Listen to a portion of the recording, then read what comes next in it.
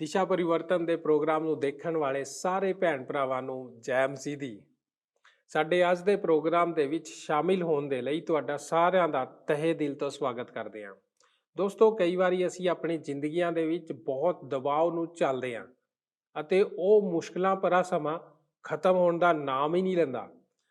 ਅਸੀਂ ਪਰਮੇਸ਼ਵਰ ਨੂੰ ਪੁਕਾਰਨਾ ਚਾਹੁੰਦੇ ਹਾਂ, ਪਰ ਸਾਡੇ ਮੂੰਹੋਂ ਪ੍ਰਾਰਥਨਾ ਦੇ ਸ਼ਬਦ ਨਹੀਂ ਨਿਕਲਦੇ। ਪਰ ਜਿਨ੍ਹਾਂ ਪਰਮੇਸ਼ਰ ਨੂੰ ਜਾਣਦੇ ਹਨ ਅਤੇ ਉਹਨੂੰ ਪ੍ਰੇਮ ਕਰਦੇ ਹਨ, ਉਹ ਵਿਸ਼ਵਾਸ ਕਰਦੇ ਹਨ ਕਿ ਪਰਮੇਸ਼ਰ ਕੰਮ ਕਰ ਰਿਹਾ ਹੈ ਅਤੇ ਉਸ ਦੀ ਨਜ਼ਰ ਸਾਰੀ ਚੀਜ਼ਾਂ ਦੇ ਉੱਤੇ ਹੈ। ਪਿਛਲੇ ਪ੍ਰੋਗਰਾਮ ਦੇ ਵਿੱਚ ਅਸੀਂ ਰੋਮੀਆਂ ਦੀ ਪੱਤਰੀ ਦੇ 8 ਅਧਿਆਇ ਦੀ 28 ਆਇਤ ਤੇ ਗੌਰ ਕੀਤਾ ਸੀ ਅਤੇ ਇਸ ਵਚਨ ਤੋਂ ਕੁਝ ਸੱਚਾਈਆਂ ਨੂੰ ਵੇਖਣਾ ਸ਼ੁਰੂ ਕੀਤਾ ਸੀ। ਇਹਨਾਂ ਵਿੱਚ ਇੱਕ ਸੱਚਾਈ ਇਹ ਸੀ ਕਿ ਉਹ ਸਾਡੇ ਨਾਲ ਇੱਕ ਨਿਸ਼ਚਿਤ ਵਾਅਦਾ ਕਰਦਾ ਹੈ। ਇਸ ਤੋਂ ਅਸੀਂ ਸਿੱਖਿਆ ਕਿ ਭਾਵੇਂ ਹਾਲਾਤ ਕਿੰਨੇ ਵੀ ਭੈੜੇ ਕਿਉਂ ਨਾ ਹੋਣ, ਸਾਨੂੰ ਭਰੋਸਾ ਰੱਖਣਾ ਚਾਹੀਦਾ ਕਿ ਪਰਮੇਸ਼ਵਰ ਦੇ ਹੱਥ ਵਿੱਚ ਸਾਰੀਆਂ ਚੀਜ਼ਾਂ ਦਾ ਨਿਯੰਤਰਣ ਹੈ। ਉਹ ਸਾਨੂੰ ਨਾਸ਼ ਨਹੀਂ ਹੋਣ ਦੇਵੇਗਾ। ਅੱਜ ਦੇ ਪ੍ਰੋਗਰਾਮ ਦੇ ਵਿੱਚ ਇਸੇ ਵਚਨ ਦੇ ਉੱਤੇ ਆਪਣੇ ਮਨਨ ਨੂੰ ਅਸੀਂ ਜਾਰੀ ਰੱਖਦੇ ਹੋਏ ਅੱਜ ਦੇ ਅਧਿਐਨ ਦੀ ਸ਼ੁਰੂਆਤ ਕਰਦੇ ਹਾਂ।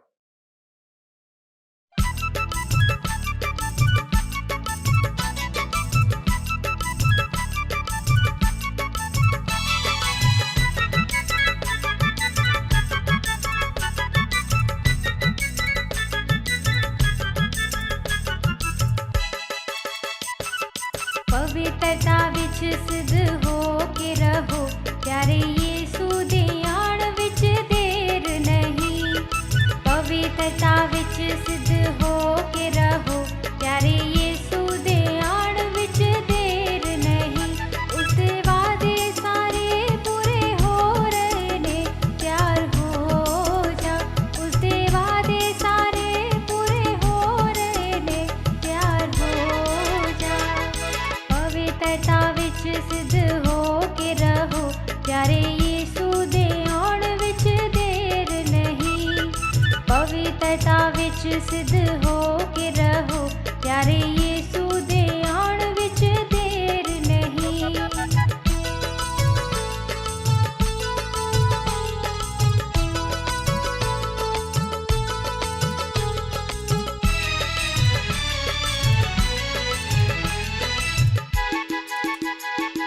ਲੜਾਈਆਂ ਅਕਾਲ ਤੇ ਭੂਚਾਲ ਨਾਲ ਕਈ ਬਿਮਾਰੀਆਂ ਨਾਲ ਨਾਸ਼ ਹੋ ਰਹੇ ਨੇ। ਲੜਾਈਆਂ ਅਕਾਲ ਤੇ ਭੂਚਾਲ ਨਾਲ ਕਈ ਬਿਮਾਰੀਆਂ ਨਾਲ ਨਾਸ਼ ਹੋ ਰਹੇ ਨੇ।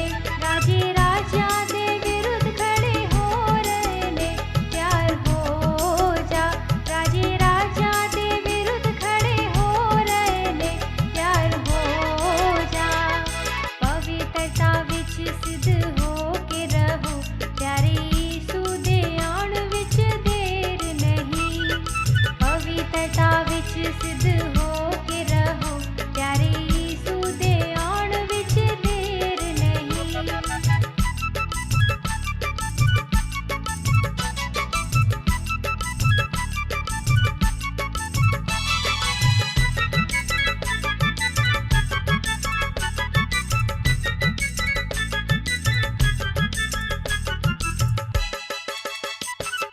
पाप दे कारण प्रीत ठंडी पै जाएगी, कई सेवक भी नह जा तो फिर जावणगे।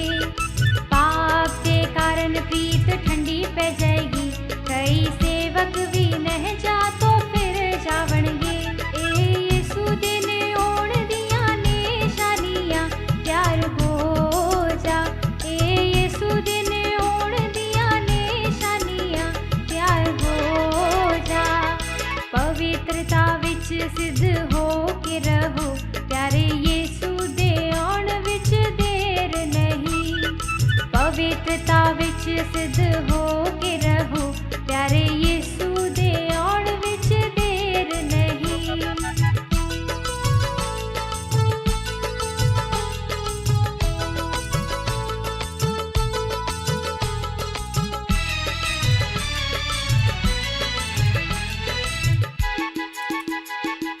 ਬਦਲਾਂ ਦੇ ਰਾਹੀ ਯਿਸੂ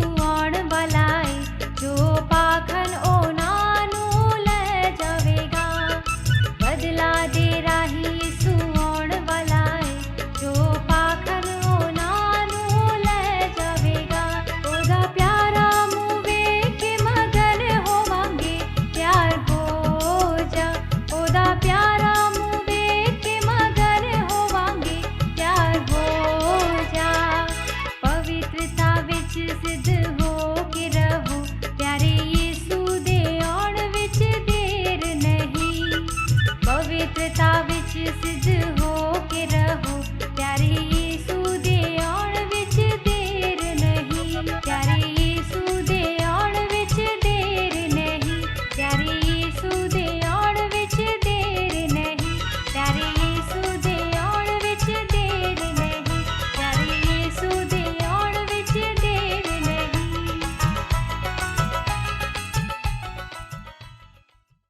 ਜਿਵੇਂ ਕਿ ਆਪ ਜਾਣਦੇ ਹੋ ਕਿ ਜੌਨ ਨਿਊਟਨ ਸਭ ਤੋਂ ਮਹਾਨ ਭਜਨ amazing grace how sweet the sound ਨਾਮਕ ਭਜਨ ਦਾ ਲੇਖਕ ਸੀ ਅਤੇ ਸਾਡੇ ਲਈ ਹੈਰਾਨੀ ਵਾਲੀ ਗੱਲ ਇਹ ਹੈ ਕਿ ਅਸੀਂ ਇਹ ਖੋਜਿਆ ਹੈ ਕਿ ਕਿਰਪਾ ਦਾ ਵਿਸ਼ਾ ਇਸ ਮਨੁੱਖ ਦੇ ਇਸ ਸੁੰਦਰ ਭਜਨ ਦੀ ਲੈਅ ਵਿੱਚ ਉਲੁਕਿਆ ਗਿਆ ਹੈ ਜੋ ਕਿ ਅੱਜ ਵੀ ਇਸ ਜਗਤ ਵਿੱਚ ਸਭ ਤੋਂ ਚੋਟੀ ਦਾ ਭਜਨ ਹੈ। ਜਿਉਂ-ਜਿਉਂ ਅਸੀਂ ਇਸ ਭਜਨ ਦੀ ਹਰੇਕ ਲਾਈਨ ਉੱਤੇ ਗੌਰ ਕਰਦੇ ਗੁਜ਼ਰੇ ਹਾਂ ਤਿਉਂ-ਤਿਉਂ ਅਸੀਂ ਪਰਮੇਸ਼ਰ ਦੀ ਕਿਰਪਾ ਦੇ ਇੱਕ ਭਿੰਨ ਨਜ਼ਰੀਏ ਨੂੰ ਸਿੱਖਿਆ ਹੈ ਅਤੇ ਅੱਜ ਅਸੀਂ ਜੋ ਲਾਈਨ ਇਸ ਭਜਨ ਵਿੱਚੋਂ ਗੌਰ ਕਰਨ ਲਈ ਜਾ ਰਹੇ ਹਾਂ ਉਸ ਦੇ ਸ਼ਬਦ ਇਸ ਤਰ੍ਹਾਂ ਹਨ। ਇਹ ਤਾਂ ਪਰਮੇਸ਼ਰ ਦੀ ਕਿਰਪਾ ਹੀ ਹੈ ਜੋ ਮੈਨੂੰ ਇੱਥੋਂ ਤੱਕ ਲੈ ਕੇ ਆਈ ਹੈ ਅਤੇ ਕਿਰਪਾ ਹੀ ਮੇਰੀ ਅਗਵਾਈ ਮੇਰੇ ਅਸਲ ਘਰ ਤੱਕ ਕਰੇਗੀ।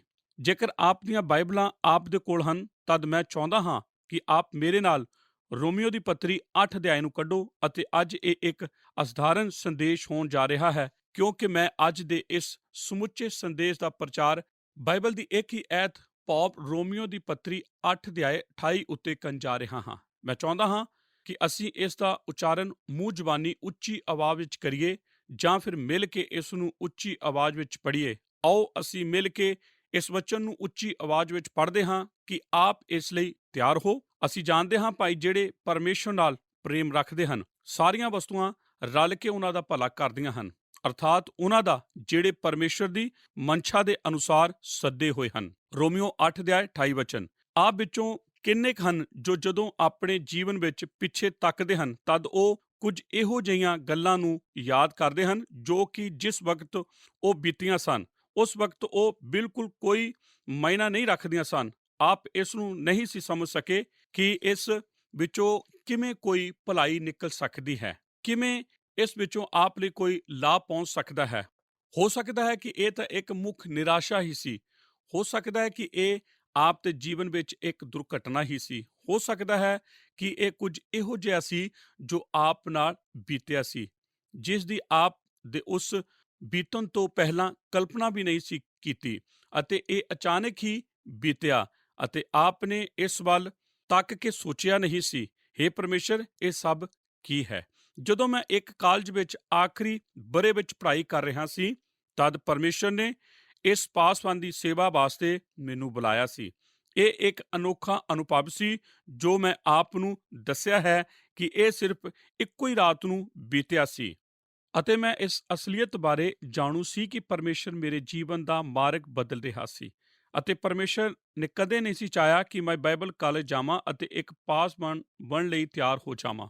ਇਸ ਬਾਰੇ ਮੇਰੇ ਆਪਣੇ ਹੀ ਡਰ ਤੋਂ ਬਾਹਰ ਬਹੁਤ ਸਾਰੀਆਂ ਨਮਾਰਤਿਕ ਚੀਜ਼ਾਂ ਸਨ ਪਰ ਉਹਨਾਂ ਚੀਜ਼ਾਂ ਵਿੱਚ ਇੱਕ ਜੋ ਸੱਚਮੁੱਚ ਮੇਰੇ ਲਈ ਮੁਸੀਬਤ ਖੜੀ ਕਰਨ ਵਾਲੀ ਸੀ ਕਿ ਮੈਂ ਕਰੀਬ ਆਪਣਾ ਸਾਰਾ ਜੀਵਨ ਇੱਕ ਖਾਸ ਦਿਸ਼ਾ ਵੱਲ ਚਲਾਇਆ ਸੀ।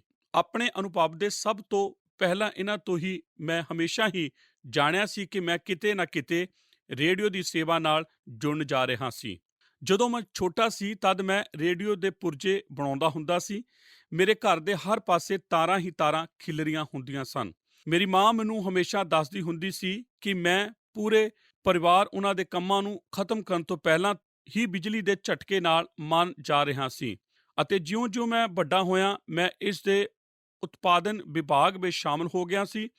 ਜਦੋਂ ਮੈਂ ਕਾਲਜ ਵਿੱਚ ਇੱਕ ਵਿਦਿਆਰਥੀ ਸੀ ਤਦ ਆਪ ਵਿਸ਼ਵਾਸ ਕਰੋ ਜਾਂ ਨਹੀਂ ਮੈਂ ਇੱਕ FM ਰੇਡੀਓ ਸਟੇਸ਼ਨ ਉੱਤੇ ਮੈਂ ਇੱਕ ਖਾਸ ਕੰਮ ਕਰਨ ਲਈ ਕਾਰਜਸ਼ੀਲ ਸੀ ਅਤੇ ਜਿਸ ਕਾਲਜ ਵਿੱਚ ਮੈਂ ਪੜ੍ਹ ਰਿਹਾ ਸੀ ਉਸੇ ਦੇ ਦਾਇਰੇ ਦੇ ਅੰਦਰ ਇੱਕ ਰੇਡੀਓ ਸਟੇਸ਼ਨ ਚਾਲੂ ਕਰਨ ਵਿੱਚ ਮੈਂ ਮਦਦ ਕੀਤੀ ਸੀ।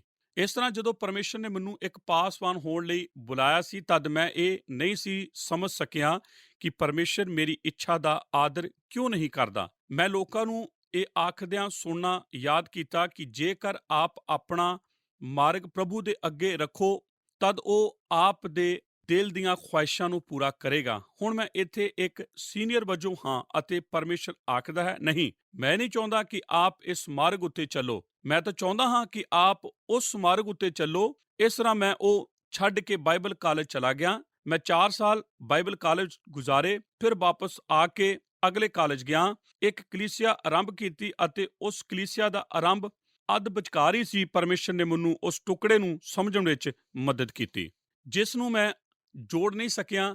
ਇੱਕ ਸਾਥੀ ਨੇ ਮੈਨੂੰ ਫੋਨ ਕੀਤਾ ਤੇ ਮੈਨੂੰ ਪੁੱਛਿਆ ਜੇਕਰ ਮੈਨੂੰ ਇੱਕ ਰੇਡੀਓ ਪ੍ਰੋਗਰਾਮ ਦਾ ਹਿੱਸਾ ਹੋਣਾ ਪਸੰਦ ਕਰਗਾ, ਅਤੇ ਇਹ ਜਾਣਨ ਤੋਂ ਪਹਿਲਾਂ ਮੈਂ ਹੋਰ ਰੋਜ਼ ਸਟੂਡੀਓ ਨੂੰ ਜਾਣਾ ਹੁੰਦਾ ਸੀ ਅਤੇ ਇੱਕ ਸਿੱਧੇ ਪ੍ਰਸਾਰਣ ਦਾ ਰੇਡੀਓ ਪ੍ਰੋਗਰਾਮ ਚਲਾ ਰਿਹਾ ਸੀ, ਅਤੇ ਉਸ ਵਿੱਚੋਂ ਇੱਕ ਹੋਰ ਪ੍ਰੋਗਰਾਮ ਨਿਕਲ ਕੇ ਬਾਹਰ ਆਇਆ ਅਤੇ ਉਸ ਵਿੱਚੋਂ ਇੱਕ ਹੋਰ ਪ੍ਰੋਗਰਾਮ, ਅਤੇ ਆਖਿਰਕਾਰ ਇਹ ਪ੍ਰੋਗਰਾਮ ਜੋ ਅੱਜ ਭਿੰਨ-ਭਿੰਨ ਭਾਸ਼ਾਵਾਂ ਵਿੱਚ ਸਾਰੇ ਜਗਤ ਵਿੱਚ ਪ੍ਰਸਾਰਿਤ ਹੁੰਦਾ ਹੈ, ਜਿੱਥੇ ਵੀ ਰੇਡੀਓ ਲਗਾਏ ਜਾਂਦੇ ਹਨ। ਇਸ ਤਰ੍ਹਾਂ ਪਰਮੇਸ਼ਰ ਨੇ ਨਾ ਨਹੀਂ ਸੀ ਕੀਤੀ, ਜਦੋਂ ਕਿ ਅਸਲ ਵਿੱਚ ਉਹ ਨਾ ਹੀ ਕਹਿ ਰਿਹਾ ਸੀ। ਉਹ ਤਾਂ ਹੁਣ ਵਾਸਤੇ ਨਾ ਆਖ ਰਿਹਾ ਸੀ, ਕਿਉਂਕਿ ਮੇਰੇ ਕੋਲ ਤਾਂ ਤੇਰੇ ਲਈ ਕੁਝ ਬਿਹਤਰ ਅਤੇ ਹੈ। ਬਾਅਦ ਵਿੱਚ ਇਸ ਦੇ ਸਹੀ ਸਮੇਂ ਤੇ ਅਤੇ ਭਾਉ ਅੱਜ ਜਦੋਂ ਵੀ ਮੈਂ ਇਸ ਬਾਰੇ ਸੋਚਦਾ ਹਾਂ ਤਦ ਇਸ ਉੱਤੇ ਹੱਸਦਾ ਹਾਂ। ਮੈਂ ਸੱਚਮੁੱਚ ਸੋਚਿਆ ਸੀ ਕਿ ਮੈਂ ਰੇਡੀਓ ਸੇਵਾ ਵਿੱਚ ਅੱਛਾ ਹੋ ਸਕਦਾ ਹਾਂ। ਮੈਂ ਕਦੇ ਵੀ 2200 ਸਟੇਸ਼ਨਾਂ ਉੱਤੇ ਨਹੀਂ ਸੀ ਹੋ ਸਕਦਾ, ਅਤੇ ਉਹ ਵੀ 2 ਭਾਸ਼ਾਵਾਂ ਵਿੱਚ। ਮੈਂ ਆਪ ਨਾਲ ਵਾਅਦਾ ਕਰਦਾ ਹਾਂ ਕਿ ਪਰਮੇਸ਼ਰ ਕੋਲ ਇੱਕ ਬਿਹਤਰ ਯੋਜਨਾ ਹੈ, ਅਤੇ ਹਮੇਸ਼ਾ ਹੀ ਉਹ ਸਭ ਤੋਂ ਉੱਪਰ ਅਤੇ ਵੱਧ ਕੇ ਕਰਦਾ ਹੈ ਜੋ ਆਪ ਉਸ ਤੋਂ ਮੰਗਦੇ ਜਾਂ ਸੋਚਦੇ ਹੋ। ਪਰ ਆਪ ਗੌਰ ਕਰੋ ਕਿ ਸਮੱਸਿਆ ਇਹ ਹੈ ਕਿ ਜਦੋਂ ਆਪ ਇਸ ਤਰ੍ਹਾਂ ਦੀ ਸਥਿਤੀ ਵਿੱਚ ਗੁਜ਼ਰਦੇ ਹੋ ਤਦ ਆਪ ਨਹੀਂ ਜਾਣਦੇ ਹੁੰਦੇ ਕਿ ਪਰਮੇਸ਼ਰ ਕੁਝ ਕਰਨ ਦੇ ਯੋਗ ਹੈ। ਆਪ ਉਸ ਦਾ ਅੰਦਾਜ਼ਾ ਲਗਾ ਸਕਦੇ ਹੋ ਕਿ ਉਹ ਕੀ ਕਰ ਰਿਹਾ ਹੈ। ਜੌਨ ਨਿਊਟਨ ਦੇ ਜੀਵਨ ਵਿੱਚ ਵੀ ਇਸੇ ਤਰ੍ਹਾਂ ਸੀ, ਜਦੋਂ ਉਸ ਨੇ ਇੱਕ ਬਹੁਤ ਹੀ ਖਾਸ ਔਖੀ ਘੜੀ ਦਾ ਅਨੁਭਵ ਕੀਤਾ ਸੀ। ਇਹ ਨਵੰਬਰ 1754 ਦੀ ਗੱਲ ਹੈ, ਜਦੋਂ ਕਿ ਜੌਨ ਨਿਊਟਨ ਪੂਰੀ ਤਰ੍ਹਾਂ ਤੰਦਰੁਸਤ 2 ਦਿਨ ਬਾਅਦ ਇੱਕ ਬਿਲਕੁਲ ਨਵੇਂ ਸਮੁੰਦਰੀ ਜਹਾਜ਼ ਜਿਸ ਦਾ ਨਾਂ ਦ ਬੀ ਸੀ, ਉਸ ਦਾ ਕਪਤਾਨ ਹੋਣ ਲਈ ਜਾਣ ਵਾਲਾ ਸੀ। ਜਦੋਂ ਉਹ ਆਪਣੀ ਪਤਨੀ ਮੈਰੀ ਨਾਲ ਬੈਠਾ ਚਾਹ ਪੀ ਰਿਹਾ ਸੀ ਤਦ ਅਚਾਨਕ ਹੀ ਬਿਨਾਂ ਕਿਸੇ ਚੇਤਾਵਨੀ ਦੇ ਉਹ ਹੇਠਾਂ ਫਰਸ਼ ਉੱਤੇ ਮਰੋੜ ਹੋ ਕੇ ਡਿੱਗਿਆ। ਉਹ ਬੇਸੁਰਤ ਅਤੇ ਬਿਨਾਂ ਹਲਚਲ ਦੇ ਲੇਟਿਆ ਹੋਇਆ ਸੀ। ਉਸ ਦੇ ਪਰਿਵਾਰ ਨੇ ਸੋਚਿਆ ਸੀ ਕਿ ਉਹ ਮਰ ਚੁੱਕਾ ਹੈ, ਪਰ ਉਹ ਤਾਂ ਉਸ ਵਿੱਚ ਕੋਈ ਸਹਿਮਤ ਵੀ ਨਹੀਂ ਸੀ ਵੇਖ ਸਕਦੇ। ਜਦੋਂ ਆਖਰਕਾਰ 1 ਘੰਟੇ ਬਾਅਦ ਉਸ ਨੂੰ ਹੋਸ਼ ਆਈ ਤਦ ਉਸ ਨੂੰ ਦਰਦ ਸੀ ਅਤੇ ਸਿਰ ਚਕਰਾ ਰਿਹਾ ਸੀ, ਜੋ ਕਿ ਕਈ ਦਿਨ ਠੀਕ ਨਹੀਂ ਸੀ ਹੋਇਆ, ਅਤੇ ਅੰਤ ਵਿੱਚ ਉਹਨਾਂ ਨੂੰ ਪਤਾ ਲੱਗਾ ਕਿ ਇਹ ਉਸ ਨੂੰ ਮਿਰਗੀ ਦਾ ਇੱਕ ਦੌਰਾ ਪਿਆ ਸੀ, ਅਤੇ ਇਸ ਨੇ ਉਸ ਦੀ ਜ਼ਿੰਦਗੀ ਨੂੰ ਪੂਰੀ ਤਰ੍ਹਾਂ ਇੱਕ ਨਵਾਂ ਮੋੜ ਦਿੱਤਾ ਸੀ। ਉਹ ਸਮੁੰਦਰੀ ਯਾਤਰਾ ਦਾ ਲਈ ਸੀ ਜਾ ਨਹੀਂ ਸਕਦਾ। ਹੁਣ ਕੋਈ ਵੀ ਨਹੀਂ ਸੀ ਚਾਹੁੰਦਾ ਕਿ ਉਹ ਉਹਨਾਂ ਦਾ ਕਪਤਾਨ ਹੋਵੇ, ਇਹ ਜਾਣਦਿਆਂ ਹੋਇਆ ਇਹ ਦੌਰਾਨ ਕਿਸੇ ਸਮੇਂ ਵੀ ਦੁਬਾਰਾ ਹੋ ਸਕਦਾ ਸੀ। ਇਸ ਕਰਕੇ ਉਸ ਨੇ ਸਮੁੰਦਰੀ ਕਪਤਾਨ ਹੋਣ ਵਜੋਂ ਅਸਤੀਫਾ ਦੇ ਦਿੱਤਾ ਸੀ ਅਤੇ ਕਦੇ ਵੀ ਦੁਬਾਰਾ ਸਮੁੰਦਰੀ ਯਾਤਰਾ ਨੂੰ ਨਹੀਂ ਸੀ ਜਾਣ ਵਾਲਾ। ਇੱਕ ਘਟਨਾ ਵਿੱਚ ਉਹ ਵਿਅਕਤੀ ਜੋ ਉਸ ਦੇ ਥਾਂ ਗੁਲਾਮਾਂ ਦਾ ਭਰਿਆ ਜਹਾਜ਼ ਲੈ ਕੇ ਗਿਆ, ਅਤੇ 2 ਹੋਰ ਵਿਅਕਤੀ ਮਾਰੇ ਗਏ ਸਨ ਜਦੋਂ ਕਿ ਗੁਲਾਮਾਂ ਨੂੰ ਉਸ ਜਹਾਜ਼ ਨੂੰ ਆਪਣੇ ਕਬਜ਼ੇ ਵਿੱਚ ਕਰ ਲਿਆ ਸੀ। ਕੀ ਇਹ ਆਪ ਘਟਨਾ ਜਾਪਦੀ ਹੈ? ਜੌਨ ਨਿਊਟਨ ਨਾਲ ਇਹ ਹਰ ਸਮੇਂ ਵਰਪਿਆ ਸੀ। ਹਰ ਵਾਰ ਜਦੋਂ ਵੀ ਉਸ ਨੂੰ ਕੋਈ ਮੋੜ ਲਿਆ ਸੀ ਤਦ ਇਹ ਮੌਤ ਦਾ ਇੱਕ ਨਜ਼ਦੀਕੀ ਬੁਲਾਵਾ ਹੀ ਹੁੰਦਾ ਸੀ। ਨਿਊਟਨ ਅਜੇ ਆਪਣੀ ਬਿਮਾਰੀ ਤੋਂ ਮੁਸ਼ਕਲ ਨਾਲ ਕੁਝ ਠੀਕ ਹੋਣਾ ਸ਼ੁਰੂ ਹੀ ਹੋਇਆ ਸੀ ਕਿ ਉਸ ਦੀ ਪਤਨੀ ਬਿਮਾਰ ਪੈ ਗਈ। ਉਹ ਇੰਨੀ ਬਿਮਾਰ ਸੀ ਕਿ ਉਹ ਕਹਿੰਦੇ ਸਨ ਕਿ ਹੁਣ ਠੀਕ ਨਹੀਂ ਹੋਵੇਗੀ। ਡਾਕਟਰਾਂ ਨੇ ਸਭ ਕੋਸ਼ਿਸ਼ਾਂ ਕੀਤੀਆਂ ਅਤੇ 11 ਮਹੀਨੇ ਜੌਨ ਨਿਊਟਨ ਨੂੰ ਤੱਕਦਿਆਂ ਅਤੇ ਉਡੀਕ ਕਰਦਿਆਂ ਹੀ ਬਤੀਤ ਹੋਏ ਸਨ। ਉਸ ਨੇ ਆਖਿਆ ਸੀ ਕਿ ਹਰ ਰੋਜ਼ ਇਹ ਹੋਰ ਧੁੰਦਲਾ ਹੀ ਹੁੰਦਾ ਜਾ ਰਿਹਾ ਸੀ। ਇਸ ਸਮੇਂ ਉਸ ਦਾ ਪੈਸਾ ਖਤਮ ਹੋ ਰਿਹਾ ਸੀ, ਕਿਉਂਕਿ ਉਸ ਕੋਲ ਹੁਣ ਕੋਈ ਨੌਕਰੀ ਨਹੀਂ ਸੀ। ਫਿਰ ਉਸ ਨੂੰ ਇੱਕ ਮੌਕਾ ਮਿਲਿਆ ਕਿ ਉਹ ਲਿਵਰਪੂਲ ਜਾਵੇ ਅਤੇ ਜਵਾਰ ਭਾਟਿਆਂ ਦੇ ਸਵਿਰਖਣ ਕਰਨ ਵਾਲੇ ਵਾਂਗੂ ਕੰਮ ਕਰੇ। ਉਹ ਆਪਣੀ ਪਤਨੀ ਨੂੰ ਛੱਡਣਾ ਨਹੀਂ ਸੀ ਚਾਹੁੰਦਾ, ਪਰ ਉਸ ਨੂੰ ਇਹ ਕਰਨਾ ਹੀ ਪਿਆ ਸੀ। ਉਸ ਕੋਲ ਕੋਈ ਹੋਰ ਚਾਰਾ ਨਹੀਂ ਸੀ, ਕਿਉਂਕਿ ਉਸ ਨੂੰ ਕੋਈ ਵੀ ਆਮਦਨ ਦਾ ਵਸੀਲਾ ਨਹੀਂ ਸੀ। ਇਸ ਲਈ ਝਿਜਕਦਿਆਂ ਹੋਇਆ ਉਸ ਨੇ ਮੈਰੀ ਨੂੰ ਅਲਵਿਦਾ ਕਿਹਾ, ਅਤੇ ਆਪਣੇ ਦਿਲ ਇਹ ਵਿਸ਼ਵਾਸ ਕਰਦਿਆਂ ਹੋਇਆ ਉਹ ਲਿਵਰਪੂਲ ਨੂੰ ਚਲਾ ਗਿਆ ਕਿ ਹੁਣ ਉਹ ਦੁਬਾਰਾ ਕਦੇ ਵੀ ਆਪਣੀ ਪਤਨੀ ਨੂੰ ਜਿੰਦਾ ਨਹੀਂ ਵੇਖ ਸਕੇਗਾ। ਲਿਵਰਪੂਲ ਵਿਖੇ 2 ਮਹੀਨੇ ਵਸਣ ਤੋਂ ਬਾਅਦ ਉਸ ਦੀ ਪਤਨੀ ਇੱਕ ਚਮਤਕਾਰੀ ਢੰਗ ਨਾਲ ਆਪਣੀਆਂ ਸਾਰੀਆਂ ਡਾਕਟਰੀ ਮਰਜ਼ਾਂ ਤੋਂ ਤੰਦਰੁਸਤ ਹੋ ਗਈ ਸੀ। ਬਸ ਰਾਤੋਂ ਰਾਤ ਉਹ ਠੀਕ ਹੋ ਗਈ ਸੀ ਅਤੇ ਜ਼ਿੰਦਗੀ ਦੇ ਇਹਨਾਂ ਸਾਰੇ ਉਤਰਾਅ ਚੜਾਵਾਂ ਦੇ ਅਨੁਭਵ ਦੇ ਰਾਹੀਂ ਜੌਨ ਨਿਊਟਨ ਇੱਕ ਮਹੱਤਵਪੂਰਨ ਸਬਕ ਸਿੱਖ ਰਿਹਾ ਸੀ। ਉਹ ਸਿੱਖ ਰਿਹਾ ਸੀ ਕਿ ਪਰਮੇਸ਼ਰ ਉਸ ਦੇ ਜੀਵਨ ਵਿੱਚ ਕਾਰਜਸ਼ੀਲ ਸੀ। ਇੱਥੋਂ ਤੱਕ ਕਿ ਜਦੋਂ ਉਹ ਇਸ ਨੂੰ ਵੇਖ ਵੀ ਨਹੀਂ ਸੀ ਸਕਿਆ, ਇਹਨਾਂ ਸਾਰੀਆਂ ਘਟਨਾਵਾਂ ਦੇ ਪਿੱਛੇ ਉਸ ਦੀ ਆਪਣੀ ਬਿਮਾਰੀ ਅਤੇ ਉਸ ਦੀ ਪਤਨੀ ਦੀ ਬਿਮਾਰੀ, ਨਿਊਟਨ ਇਹ ਸਿੱਖ ਰਿਹਾ ਸੀ ਕਿ ਪਰਮੇਸ਼ਰ ਦੇ ਇੰਤਜ਼ਾਮ ਵਿੱਚ ਸਭ ਕੁਝ ਸ਼ਾਮਲ ਹੁੰਦਾ ਹੈ। ਇੱਥੋਂ ਤੱਕ ਕਿ ਉਹ ਚੀਜ਼ਾਂ ਵੀ ਜੋ ਇੱਕ ਸਮੇਂ ਇਸ ਤਰ੍ਹਾਂ ਵੀ ਜਾਪਦੀਆਂ ਹਨ ਕਿ ਉਹਨਾਂ ਦਾ ਬਿਲਕੁਲ ਕੋਈ ਉਦੇਸ਼ ਨਹੀਂ ਹੈ। ਇਸੇ ਕਰਕੇ ਉਹ ਇਹ ਲਿਖ ਸਕਿਆ ਕਿ ਪਰਮੇਸ਼ਰ ਦੀ ਕਿਰਪਾ ਜੋ ਬੀਤੇ ਸਮੇਂ ਵਿੱਚ ਉਸ ਦੇ ਨਾਲ ਸੀ, ਉਹ ਵਰਤਮਾਨ ਵਿੱਚ ਉਸ ਦੇ ਨਾਲ ਹੋਵੇਗੀ ਅਤੇ ਆਉਣ ਵਾਲੇ ਸਮੇਂ ਤੱਕ ਉਸ ਨੂੰ ਸੰਭਾਲਦੀ ਰਹੇਗੀ। ਉਹ ਸਿੱਖ ਚੁੱਕਾ ਸੀ, ਜਿਉਂ-ਜਿਉਂ ਉਹ ਪਰਮੇਸ਼ਰ ਉੱਤੇ ਭਰੋਸਾ ਕਰਨਾ ਸਿੱਖ ਚੁੱਕਾ ਸੀ, ਕਿ ਜੇਕਰ ਆਪ ਬਸ ਕਾਫੀ ਲੰਬੇ ਸਮੇਂ ਇੰਤਜ਼ਾਰ ਕਰਦੇ ਹੋ, ਸ਼ਾਇਦ ਇਸ ਜੀਵਨ ਵਿੱਚ, ਅਤੇ ਜੇਕਰ ਇਸ ਜੀਵਨ ਵਿੱਚ ਨਹੀਂ ਤਾਂ ਨਿਸ਼ਚਿੰਤ ਤੌਰ ਤੇ ਆਉਣ ਵਾਲੇ ਜੀਵਨ ਵਿੱਚ ਆਪ ਪਿੱਛੇ ਵੇਖਣ ਦੇ ਯੋਗ ਹੋਵੋਗੇ ਅਤੇ ਇਹ ਸਮਝ ਲਓਗੇ ਕਿ ਕਿਵੇਂ ਕੁਝ ਟੁਕੜੇ ਆਪਸ ਵਿੱਚ ਮਿਲਦੇ ਜਾਂਦੇ ਸਨ। ਆਪ ਉਸ ਸਮੇਂ ਕੁਝ ਮਾਇਨਾ ਰੱਖਦਿਆਂ ਨਹੀਂ ਸੀ ਸਮਝ ਸਕੇ ਅਤੇ ਸ਼ਾਇਦ ਪਾਲੂਸ ਇਸ ਨੂੰ ਹੋਰ ਕਿਸੇ ਵੀ ਧਰਮ ਸ਼ਾਸਤਰੀ ਨਾਲੋਂ ਵੱਧ ਕੇ ਸਮਝ ਸਕਿਆ ਸੀ। ਅਸਲ ਵਿੱਚ ਮੈਂ ਸੋਚਦਾ ਹਾਂ ਕਿ ਪਾਲੂਸ ਨੇ ਹੀ ਜੌਨ ਨਿਊਟਨ ਦੀ ਕਿਰਪਾ ਨਾਲ ਸੰਬੰਧਿਤ ਭਜਨ ਲਈ ਆਧਾਰਿਤ ਸਿੱਖਿਆ ਨੂੰ ਸਿਖਾਇਆ ਸੀ। ਰੋਮੀਓ 8 ਦੇ 28 ਦੇ ਵਚਨ ਸਾਰੀ ਬਾਈਬਲ ਵਿੱਚ ਸਭ ਤੋਂ ਵੱਧ ਪ੍ਰਸਿੱਧ ਐਤਾਂ ਵਿੱਚੋਂ ਇੱਕ ਹੈ। ਆਰਿਆ ਟੋਨਾਏ ਨੇ ਆਖਿਆ ਸੀ ਕਿ ਰੋਮੀਓ 8 ਦੇ 28 ਦੇ ਇੱਕ ਥੋੜੇ ਜਿਹੇ ਦਿਲਚਸਪ ਵਚਨ ਦੇ ਬਾਰੇ ਅਸੀਂ ਗੌਰ ਕਰੀਏ। ਜੌਨ ਸਟੋਰ ਨੇ ਆਖਿਆ ਸੀ ਕਿ ਰੋਮੀਓ 8:28 ਨੂੰ ਸਾਰੇ ਯੁੱਗਾਂ ਦੇ ਵਿਸ਼ਵਾਸੀਆਂ ਦੇ ਦਿਲਾਂ ਨੂੰ ਥੰਮੀ ਰੱਖਿਆ ਹੈ ਅਤੇ ਜੌਨ ਫਿਲਪਸ ਆਖਦਾ ਹੈ ਕਿ ਇਹ ਇੱਕ ਮਹਾਨ ਆਇਤ ਹੈ ਜਿਸ ਦਾ ਹਵਾਲਾ ਅਕਸਰ ਬਿਪਤਾ ਦੇ ਸਮਿਆਂ ਵਿੱਚ ਦਿੱਤਾ ਜਾਂਦਾ ਹੈ।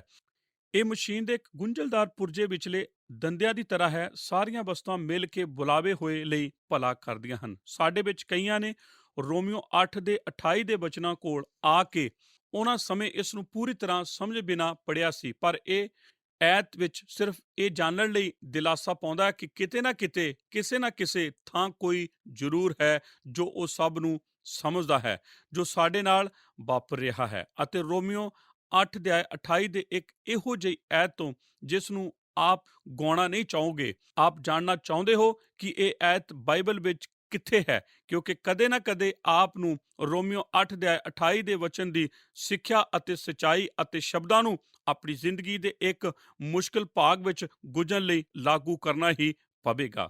ਅੱਜ ਜਦੋਂ ਅਸੀਂ ਇਸ ਵਾਅਦੇ ਦੀ ਔਖ ਕਰਦੇ ਹਾਂ, ਅਸੀਂ ਇਸ ਨੂੰ ਵੰਡਣ ਜਾ ਰਹੇ ਹਾਂ ਅਤੇ ਰੋਮੀਓ 8 ਦੇ 28 ਦੇ ਵਚਨ ਵਿੱਚੋਂ 5 ਸਚਾਈਆਂ ਨੂੰ ਖੋਲ੍ਹਣ ਜਾ ਰਹੇ ਹਾਂ। ਜਿਉਂ-ਜਿਉਂ ਅਸੀਂ ਇਸ ਐਤ ਦੇ ਹਰੇਕ ਲਾਈਨ ਵਿੱਚੋਂ ਇੱਕ ਸਮੇਂ ਇੱਕ ਸ਼ਬਦ ਬਾਰੇ ਗੌਰ ਕਰਦੇ ਜਾਵਾਂਗੇ। ਪਹਿਲੀ ਗੱਲ ਇਸ ਵਚਨ ਬਾਰੇ ਇਹ ਹੈ ਕਿ ਇਹ ਇੱਕ ਨਿਸ਼ਚਿੰਤ ਵਾਅਦਾ ਹੈ। ਅਸੀਂ ਜਾਣਦੇ ਹਾਂ, ਹੁਣ ਅਸੀਂ ਇਸ ਨਾਲ ਵਿਚਾਰ ਕਰਨਾ ਆਰੰਭ ਕਰਦੇ ਹਾਂ ਕਿ ਇਹ ਇੱਕ ਨਿਸ਼ਚਿੰਤ ਜਾਂ ਪੱਕਾ ਵਾਅਦਾ ਹੈ। ਮੈਂ ਚਾਹੁੰਦਾ ਹਾਂ ਕਿ ਆਪ ਆਪਣੀਆਂ ਬਾਈਬਲਾਂ ਵਿੱਚ ਝਾਤੀ ਮਾਰੋ ਅਤੇ ਗੌਰ ਕਰੋ। ਇਹ ਵਚਨ ਆਖਦਾ ਹੈ ਅਤੇ ਅਸੀਂ ਜਾਣਦੇ ਹਾਂ, ਇਸ ਨੂੰ ਉੱਚੀ ਆਵਾਜ਼ ਵਿੱਚ ਆਖੋ ਅਤੇ ਅਸੀਂ ਜਾਣਦੇ ਹਾਂ। ਆਪ ਜਾਣਦੇ ਹੋ, ਮੈਂ ਕਦੇ-ਕਦੇ ਮਹਿਸੂਸ ਕਰਦਾ ਹਾਂ ਕਿ ਮੈਨੂੰ ਜਲਦੀ-ਜਲਦੀ ਇਸ ਨੂੰ ਦੂਰ ਕਰਨ ਦੀ ਜ਼ਰੂਰਤ ਹੈ ਅਤੇ ਹਰ ਇੱਕ ਨੂੰ ਇਹ ਅਖਵਾਉਣਾ ਪੈਣਾ ਹੈ, ਕਿਉਂਕਿ ਕਲੀਸਿਆ ਦੇ ਅੰਦਰ ਅਸੀਂ ਇੱਕੋ ਹੀ ਇਹੋ ਜਿਹੇ ਸਮੇਂ ਵਿੱਚ ਗੁਜ਼ਰ ਰਹੇ ਹਾਂ ਜਿੱਥੇ ਕਿ ਜ਼ਿਆਦਾ ਜ਼ੋਰ ਜਾਣਨ ਉੱਤੇ ਹੀ ਦਿੱਤਾ ਜਾਂਦਾ ਹੈ। ਹਰੇਕ ਇਹੋ ਹੀ ਸੋਚਦਾ ਹੈ ਕਿ ਆਪ ਨੂੰ ਕੁਝ ਹੀ ਜਾਣਨ ਦੀ ਜ਼ਰੂਰਤ ਨਹੀਂ, ਆਪ ਨੂੰ ਤਾਂ ਬਸ ਮਹਿਸੂਸ ਕਰਨ ਦੀ ਜ਼ਰੂਰਤ ਹੈ। ਕਿ ਆਪ ਜਾਣਦੇ ਹੋ ਕਿ ਹਰੇਕ ਨੂੰ ਬਸ ਠੀਕ-ਠਾਕ ਮਹਿਸੂਸ ਕਰਨ ਦੀ ਹੀ ਜ਼ਰੂਰਤ ਹੈ। ਮੈਂ ਇੱਕ ਵਿਅਕਤੀ ਨੂੰ ਇਸ ਤਰ੍ਹਾਂ ਆਖਦੇ ਸੁਣਿਆ ਸੀ, ਜੀ ਹਾਂ, ਆਪ ਨੂੰ ਪਤਾ ਹੈ ਕਿ ਉਹ ਮੇਰੇ ਦਿਲ ਨੂੰ ਪ੍ਰਚਾਰ ਕਰਦਾ ਹੈ ਤੇ ਉਹ ਮੇਰੇ ਦਿਮਾਗ ਨੂੰ ਪ੍ਰਚਾਰ ਕਰਦਾ ਹੈ। ਜੀ ਹਾਂ, ਮੈਂ ਆਪ ਨੂੰ ਕੁਝ ਦੱਸ ਦੇਵਾਂ, ਕੋਈ ਵੀ ਜੋ ਕਦੇ ਵੀ ਸੱਚਮੁੱਚ ਆਪ ਦੇ ਦਿਲ ਨੂੰ ਪ੍ਰਚਾਰ ਕਰਦਾ ਹੈ, ਉਹਨੂੰ ਆਪ ਦੇ ਦਿਮਾਗ ਦੇ ਰਾਹੀਂ ਹੀ ਜਾਣਾ ਪੈਣਾ ਹੈ, ਕਿਉਂਕਿ ਆਪ ਦੇ ਦਿਲ ਨੂੰ ਜਾਣ ਦਾ ਰਾਹ ਆਪ ਦਾ ਦਿਮਾਗ ਦੇ ਰਾਹੀਂ ਹੀ ਉਹ ਜਾ ਸਕਦਾ ਹੈ। ਪਤਾ ਹੈ ਕਿ ਆਪ ਦਾ ਦਿਲ ਸਿਰਫ ਆਪ ਦੀਆਂ ਭਾਵਨਾਵਾਂ ਨੂੰ ਹੀ ਲੈ ਲੈਂਦਾ ਹੈ। ਆਪ ਨੂੰ ਉਹਨਾਂ ਭਾਵਨਾਵਾਂ ਨੂੰ ਜੋ ਕੁਝ ਆਪ ਜਾਣਦੇ ਹੋ ਉਸ ਦੇ ਰਾਹੀਂ ਹੀ ਲੈਣਾ ਪੈਣਾ ਹੈ। ਅਤੇ ਮੈਨੂੰ ਇਹ ਦੱਸਦਿਆਂ ਕੋਈ ਸ਼ਰਮ ਨਹੀਂ ਕਿ ਅਸੀਂ ਪਰਮੇਸ਼ਰ ਦੀ ਬਾਣੀ ਨੂੰ ਸਿਖਾਉਣ ਲਈ ਸਮਰਪਿਤ ਹਾਂ, ਕਿਉਂਕਿ ਆਪ ਦੇ ਕੁਝ ਵੀ ਜਾਣਨ ਤੋਂ ਪਹਿਲਾਂ ਆਪ ਕਿਸੇ ਵੀ ਚੀਜ਼ ਬਾਰੇ ਕੋਈ ਸੱਚ ਅਹਿਸਾਸ ਨਹੀਂ ਕਰ ਸਕਦੇ। ਇਸ ਲਈ ਇਹ ਇੱਕ ਮਹਾਨ ਚੀਜ਼ ਹੈ ਅਤੇ ਅਸੀਂ ਜਾਣਦੇ ਹਾਂ, ਬਾਈਬਲ ਆਖਦੀ ਹੈ ਕਿ ਅਜਿਹਾ ਕੁਝ ਹੈ ਜੋ ਅਸੀਂ ਜਾਣ ਸਕਦੇ ਹਾਂ।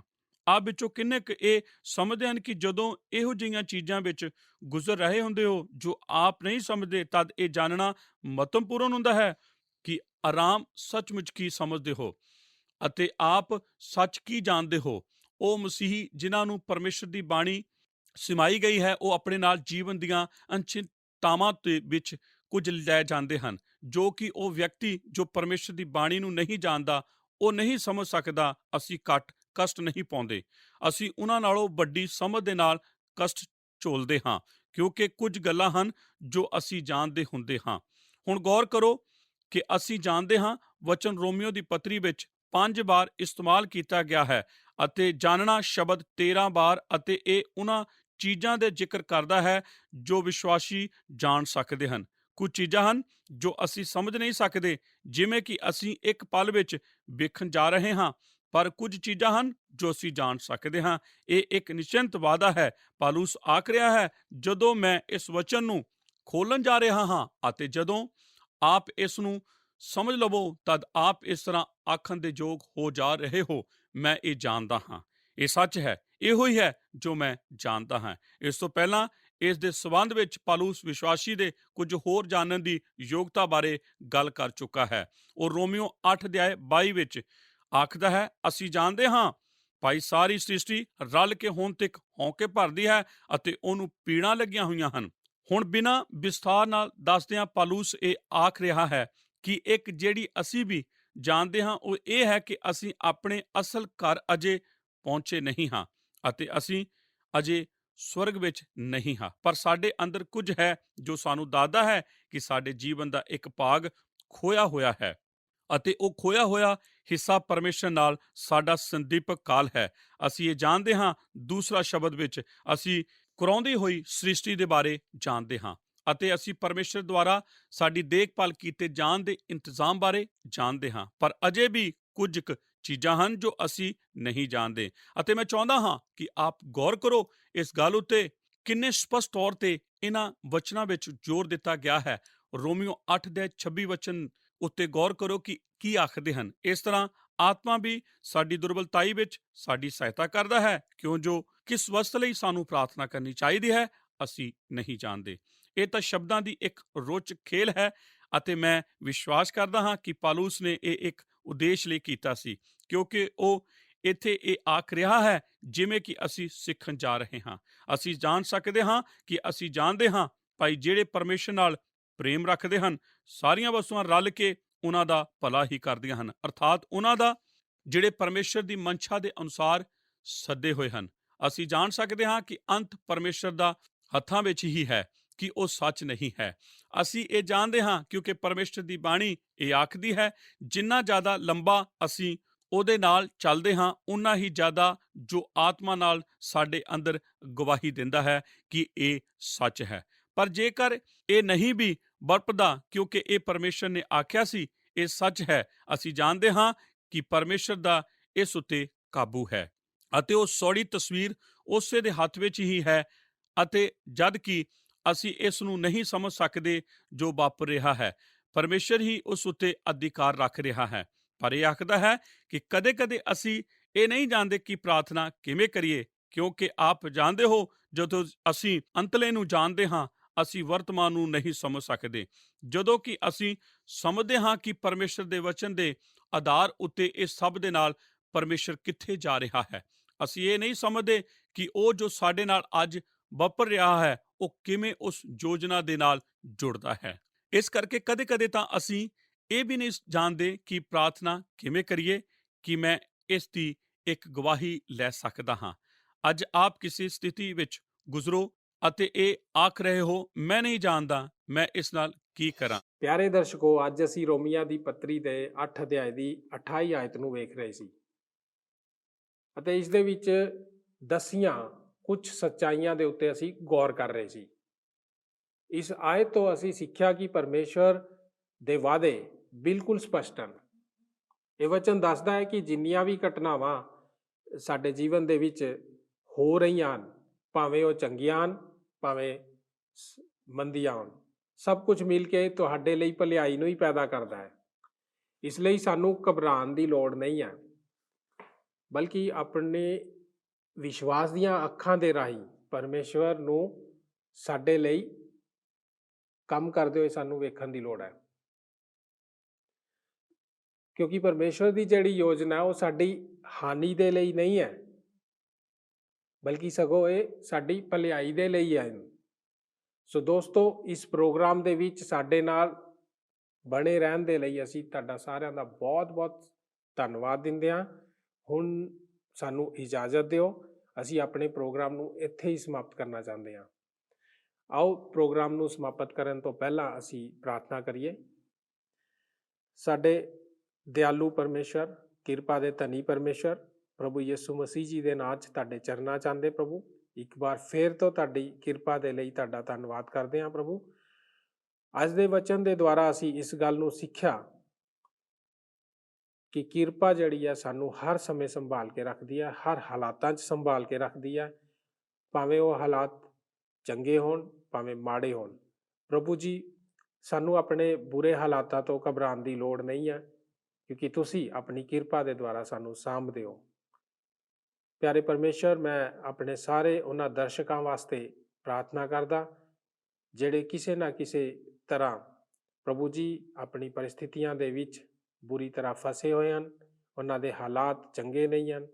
ਪ੍ਰਭੂ ਜੀ, ਤੁਸੀਂ ਉਹਨਾਂ ਨੂੰ ਹਿੰਮਤ ਦਿਓ ਔਰ ਇਸ ਗੱਲ ਨੂੰ ਉਹਨਾਂ ਦੇ ਉੱਤੇ ਪ੍ਰਗਟ ਕਰੋ ਕਿ ਤੁਸੀਂ ਉਹਨਾਂ ਦੇ ਨਾਲ ਹੋ, ਉਹਨਾਂ ਦੀ ਕਿਰਪਾ ਉਹਨਾਂ ਦੇ ਉੱਤੇ ਆ, ਅਤੇ ਪ੍ਰਭੂ ਜੀ ਉਹ ਕਿਰਪਾ ਉਹਨਾਂ ਨੂੰ ਸੰਭਾਲੇਗੀ ਅਤੇ ਉਹਨਾਂ ਨੂੰ ਤਰੱਕੀ ਬਖਸ਼ੇਗੀ। ਔਰ ਅਖੀਰ ਦੇ ਵਿੱਚ ਜਦੋਂ ਪ੍ਰਭੂ ਆਪਣੀ ਇਨ ਸਾਰੀਆਂ ਗੱਲਾਂ ਵਿੱਚੋਂ, ਇਹਨਾਂ ਮੰਦੀ ਹਾਲਾਤਾਂ ਵਿੱਚੋਂ ਪ੍ਰਭੂ ਬਾਹਰ ਆਉਣਗੇ ਤਾਂ ਪਿਤਾ ਪਰਮੇਸ਼ਰ ਇੱਕ ਵੱਡੀ ਮਹਿਮਾ ਤੇਰੇ ਲਈ ਹੋਏਗੀ। ਪਿਤਾ ਪਰਮੇਸ਼ਰ, ਇਹ ਸਾਰੀ ਚੀਜ਼ਾਂ ਨੂੰ ਤੁਹਾਡੇ ਹੱਥਾਂ ਸੌਂਪਦੇ ਹੋਏ ਇਹ ਪ੍ਰਾਰਥਨਾ ਪ੍ਰਭੂ ਯਿਸੂ ਮਸੀਹ ਜੀ ਦੇ ਨਾਮ 'ਚ ਮੰਗਦੇ ਹਾਂ, ਆਮੀਨ। ਕੀ ਤੁਹਾਨੂੰ ਇਹ ਪ੍ਰੋਗਰਾਮ ਪਸੰਦ ਆਇਆ? ਹੁਣੇ ਸਾਨੂੰ ਇੱਕ ਮਿਸ ਕਾਲ ਦਿਓ ਤੇ ਤੁਸੀਂ ਅਗਲੇ ਜੇਤੂ ਹੋ ਸਕਦੇ ਹੋ।